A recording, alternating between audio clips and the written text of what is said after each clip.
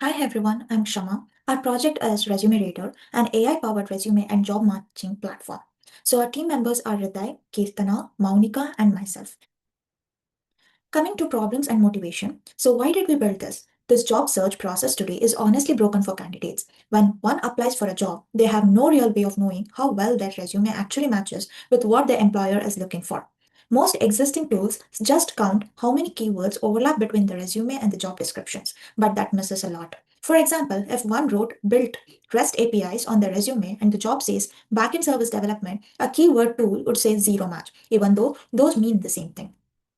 So, coming to what Resume Radar solves, it solves with three things: semantic understanding using vector embeddings, structured feedback showing exactly what skills is matched and what is missing, and grounded explanation tied back to the actual job description text using RAG.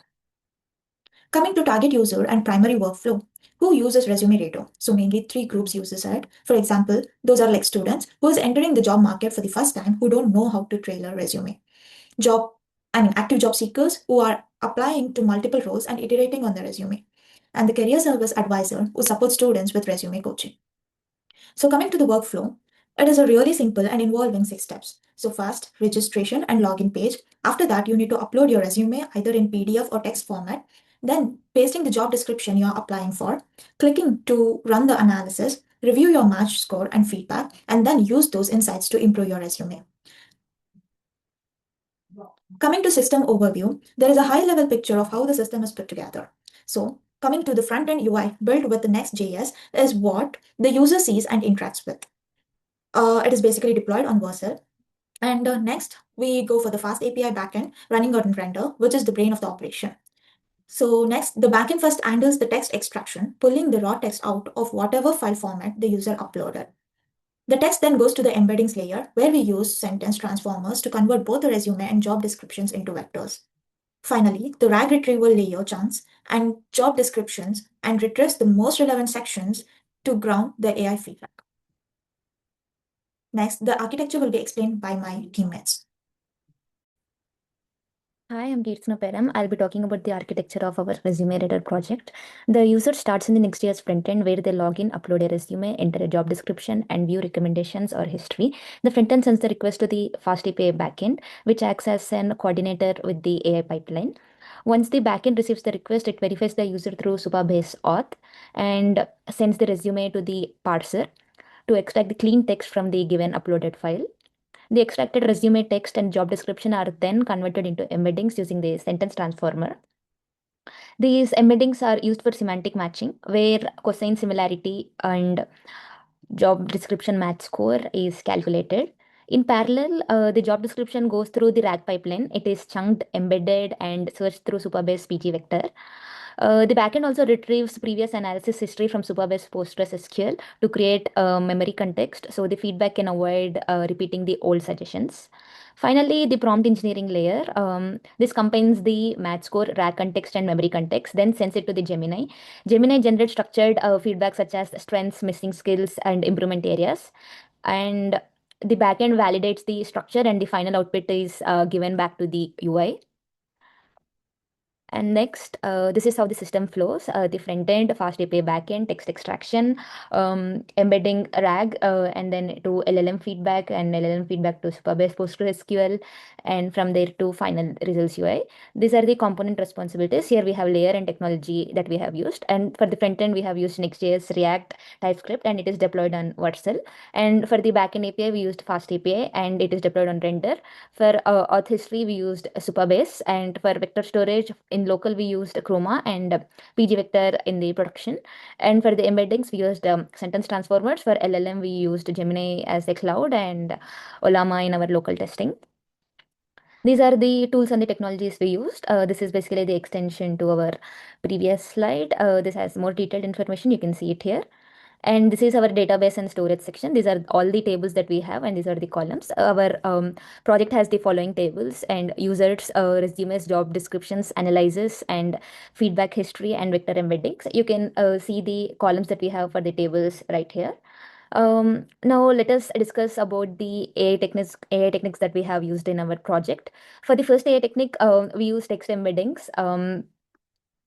We use text embeddings and semantic matching. The resume and job description are both converted into dense vectors using sentence transformers. Then we compare those two using cosine similarity. The formula here is the cosine similarity. The numerator is the dot product between the resume vector and the job description vector, which measures how aligned they are.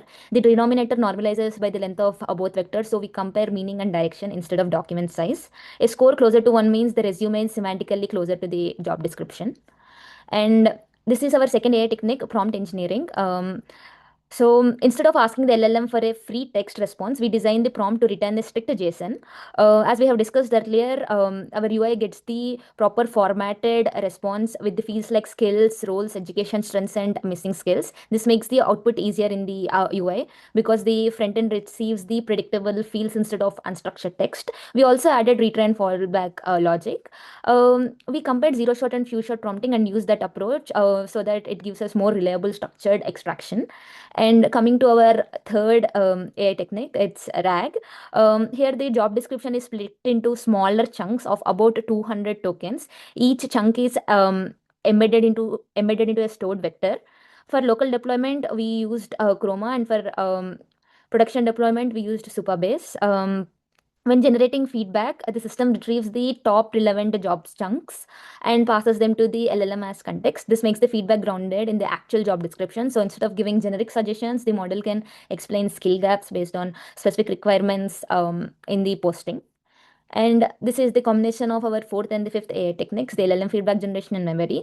Gemini is used to generate personalized feedback such as matched skills, missing skills, strengths, improvement areas, and skill gap expectations. The response is still written as structured JSON and backend retries if the response is not valid. This keeps the output consistent for the front end. For memory, previous analyzers are saved into Supabase history. When a user runs another analysis, the backend summarizes earlier missing skills, prior suggestions, address gaps, and unresolved gaps. The memory is added into the prompt, so the new feedback is more personalized and less repetitive across sessions. And this completes all our AI techniques. Thank you.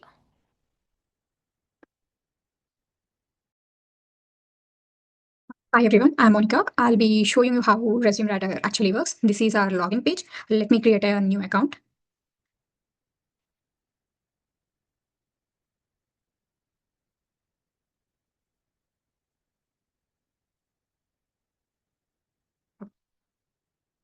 Now, once we have created our account, we'll be receiving a mail to confirm our mail ID.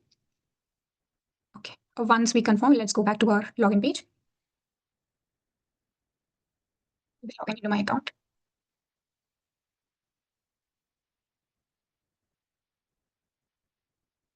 Okay. This is the dashboard. It shows my name and all the account info. Also, if you already have an account, you can see everything like all the work appearing here.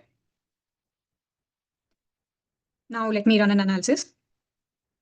I'll upload my resume as PDF and paste in a job description.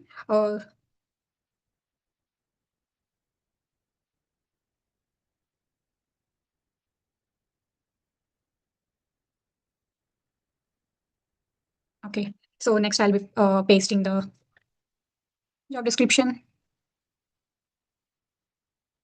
So, okay, now analysis will take at least 5 seconds.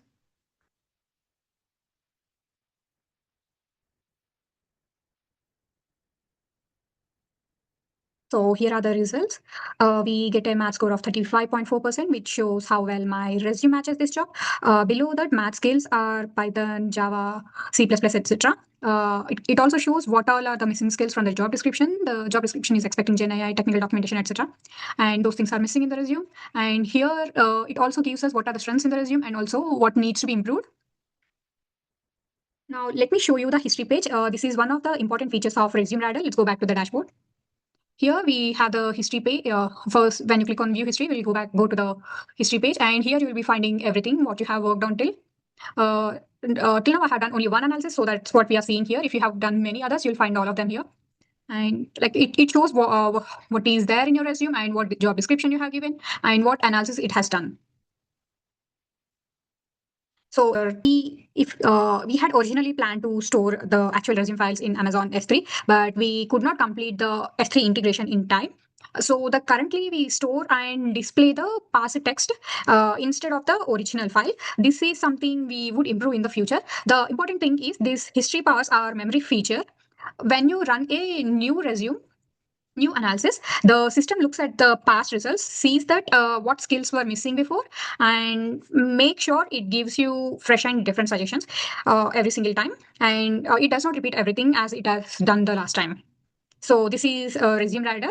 You can upload your resume, paste job description, and get an honest AI powered analysis in the few seconds. Thank you. Hi, my name is Hriday. I will go over the code base that we built for this project. So let me quickly share my screen. Yeah, so this is the code base that we built.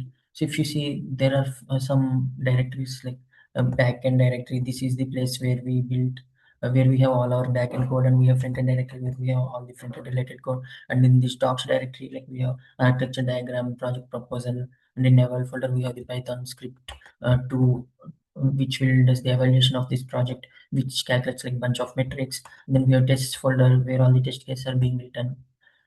So in the backend folder, if you see, there are multiple folders like API, core model, schema services. So this API folder is like the API layer where all the endpoints are defined. So when we get a request, it comes to this API layer, and this API layer leverages all these services to does the business logic, and it creates the response and sends it back to the client. For example, when we upload the resume and job description and click on analysis button, so the request first comes to this analysis button. I mean, the request comes to this analysis file, and it then leverages this resume analysis. This resume analysis is the file where we are actually extracting the data from resume, chunking it, and then creating the vector embeddings, and then calculating the cosine similarity. And then we are from here we are leveraging this LLM provider. So this is the place we are actually making a call to Gemini model and creating the response in proper format. We also have memory service. So we had actually implemented the memory context management. So when a user does repeated analysis, we store that context and we try to improve the responses that we are giving. And we have history service as well. So for all the analysis, like we are actually storing the outcome in our database, and then we are showing it in the history dashboard. Yeah, and in the front end, like we have all the front end related code. Yeah, so now I will quickly go over the evaluation metrics that we did and the results. So this is the like we measured correctness, retrieval quality, and feedback usefulness. So some metrics that we calculated are cosine similarity, talk accuracy.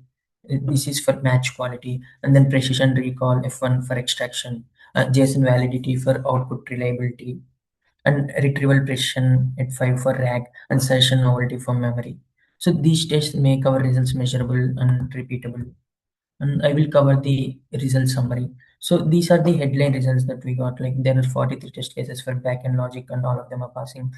And then we have 10 test cases for JSON validity that cover all control cases. And then skill extraction precision is about 0.85, recall is about 0.78, F1 is about 0.81, RAG retrieval precision at 5 is around 0.8 to 0.9. Yeah. So overall, the system is reliable and produces grounded feedback. So we can measure all these metrics by simply executing this run evaluation.py file that is in eval directory.